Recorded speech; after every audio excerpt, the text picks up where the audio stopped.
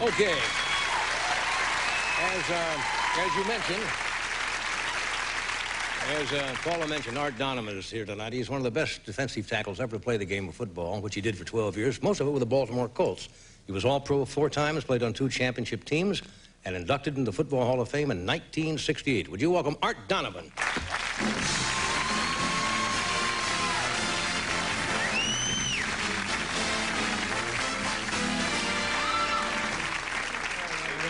Hello, Ed. How are you? Good to see you, Art. Welcome back. Thank you. Nice to be here. Yeah.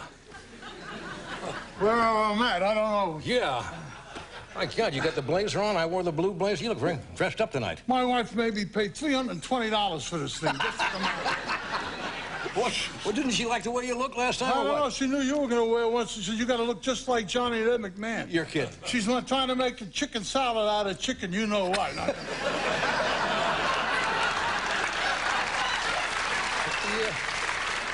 Well, you look real nice in it, though. Thank you. I think you go out later tonight to a nice Hollywood restaurant or something? You know? No, I don't go. I go back. I got salami and bologna and hot dogs. That's all I need. You don't want to go to some gourmet restaurant at all, huh? I don't like quality. I like quantity.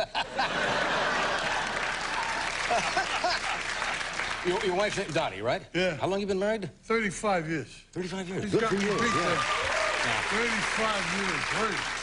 Where did the two of you first get together? I met her on a blind date. She was playing a piano in an all-girl orchestra. Now you're putting me on, or is it No, I true? swear to God. Yeah. I was supposed to have a date after the game with her, after the dance, and I took a guy with me. He got drunk, so I had to go looking for him. Yeah. I forgot all about her. Oh. So she told me, I said, what do you do for a living? She said, I own a drugstore. So I figured I'd marry and retire. And I went over there one day and I said something bad to her, and she hit me with a display of Anderson. And there were about 10,000 Anderson all over the floor, and I had to go and sweep them up and put them back in the boxes. Good. Well, it was a nice beginning, but it's been a relatively stable relation. No. Did you go out occasionally by yourself with the guys and? Oh yeah. Yeah. Well, we get, you know. Yeah, have a few. Have to. Yeah. I have a guy who drives us home, so we don't get in any trouble. No, that's good. That's good. Now, let's talk about baseball. Do football players ever hang out with baseball players at all? Well, no. We hung out with a couple of guys one time, a long time ago, with the Orioles. A guy named Harold Smith. He was a catcher, and it was Bill Pellington, who I talked about the last time. One of the tough guys. Yeah, and Schuler, who was the coach of the Dolphins, and I. This guy, Harold Smith, and we went to a bar. And we're jitterbugging in the bar, the 4 of us. Yeah. And Schuler threw this guy out and let him go, and he went right through the jukebox. Boom! He said, I'm getting out of here. You guys are nuts. Yeah. You and Schuler roomed together, did you not, for a while? Well, yeah, we had a lot of good times together. Yeah. I can't tell stories about Schuler. He says, you fat SOB. Yeah. You keep your mouth shut about me. Oh, really? My players think I'm legitimate. I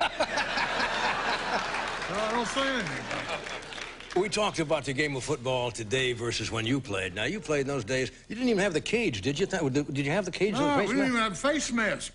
None of that stuff. stuff. You put one on, you were a sissy. So then I got kicked in the face, and I got 58 stitches, lost a couple of teeth. Then I got hit under the eye, I got 20 more. Then I put the goddamn face mask on. I mean, you can't do too much anyhow, so... That's a brand name, isn't it? Oh, yeah. We'll take a break. We're coming right back.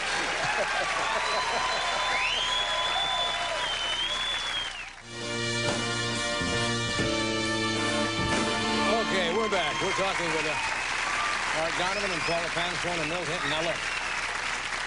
We're talking about the days when you played and today's. Now, you guys didn't have AstroTurf either. No. Is that good or bad? Did you? Well, I don't know, because the worst field I ever played on was a brand-new field down in Louisville, Kentucky. We played an exhibition game against the Cardinals. Yeah. And the only thing they had there before the football game was a circus. Now, when you have a circus, you got elephants and the horses. Yeah. And the morning before the game, they never even rake the field. Oh. So when the offensive team of the Cardinals come out, the defense, we put our hand down on the ground, and you hear a guy holler, "Jeez!" And you come up with a handful of elephant dung or horse shit, you know? I didn't mean to say that. No, it's also a brand name. That's right. It goes with a character. That's the way. So they say the defensive line, we could move. So when we move, we flip it at them. And they were hollering at the officials. They're throwing horse shit at us, you know?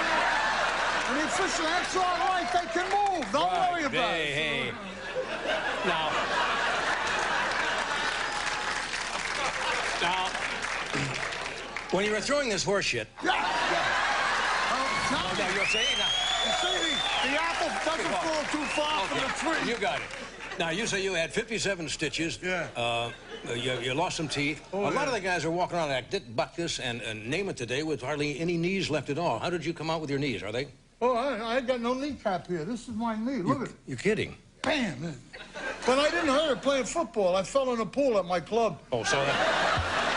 I fell 23 feet, and the guy said, how are we going to get you out? Yeah. And a guy named Dixon Mansky, who played center for us, said, float him out. So 5 days later, I come up to the top. What now? We talked about, what do you think of sports announcers today? The way they call the games and the way they talk about the players? You know, everybody's a super guy. Everybody's this.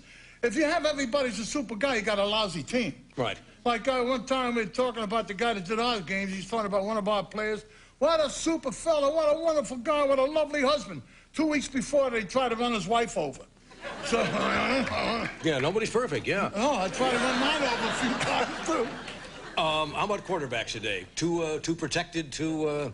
Yeah, sure, in the grass. In the grass. You guys played offense and defense, right? No, not me. Not you. I wasn't. Only defense. Only defense. But, you know, you go back and take guys like Bobby Lane, who was a great quarterback. Tough guy. Didn't even wear a face mask. Yeah. And he was known to have a few, you know? Yeah. And we were putting a lot of pressure on him one game in Baltimore, and he's screaming out his offensive line, and we're laying down on top and saying, damn, Bobby, you must have had a hell of a night last night. We were going to get drunk off his breath, you know? He says, I had a few at halftime. Now, I don't know if I'm feeling. Now, these guys, some guys make $1.2 million a year now, $2 million bucks. Yeah. When you were playing, who negotiated for you? Me. You had no lawyer? You had no attorney going in there? No agent? We had a general manager who was a con artist. I told him I wouldn't play unless I got a raise of $3,000. He says, you want me to lose my job? That's okay, sign me for what you want. So what was your top year? 22,000. 22? Yeah, but that was a lot of money then. I guess it was. Buy a lot of salami, bologna. You got any brothers and sisters in your family? I got a sister. She's the senior vice president of Merrill Lynch in New York. Yeah. Good for her. But she looks down her nose at me. She thinks I'm a big fat slob. You're kidding. No, she may be right. I don't know. How about your brothers? What do they do? No, I don't have any brothers. Now, how about kids? I got 5 kids. I got them from 33 down to 14. And every morning I drive the carpool. You're just kidding. Kelly Donovan and myself. I take her to school. Yeah. And we go down. Everybody knows you in Baltimore. And they say, what a lovely grandchild. I go, that's mine. I'm 65 years old with a 14-year-old.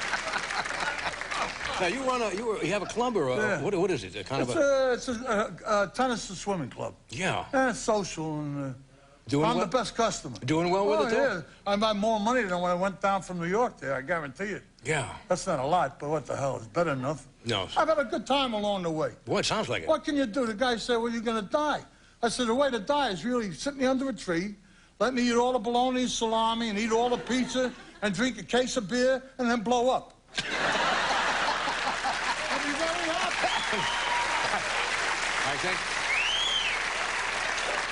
I think the Maharishi Mahesh Yogi was the first to expound that philosophy, and you only picked up on his thought. Hey, we'll take a break. We'll be right back.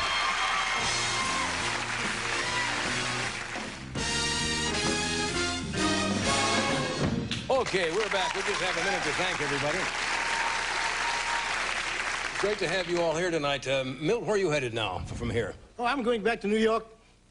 Do some more back teaching. to New York City? Yeah, do some more teaching. And I understand you're going to be one of the honored guests at the Nice Jazz Festival That's this right. year? This year. Congratulations. You deserve it. Thank you. You deserve it. And Paula is going to be at a place called Governor's, Levittown, New York. Governor's, and I was able to swing it. And April 18th to 21st at Chaplin's in Detroit. Nice to have you here. Come Thanks back. so much for having me. Yeah. And you're going back to back home? I'm going back to rake leaves and cut the grass. Tonight I'm a big shot, tomorrow of a peon. Yeah.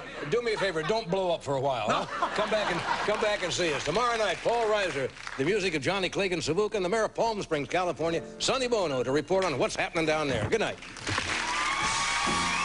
Next, Dave welcomes actress Diane Lane, Saturday Night Live's Dennis Miller, and singer Carl Perkins to Late Night with David Letterman. Then Valerie Harper joins Bob on Later with Bob Costin.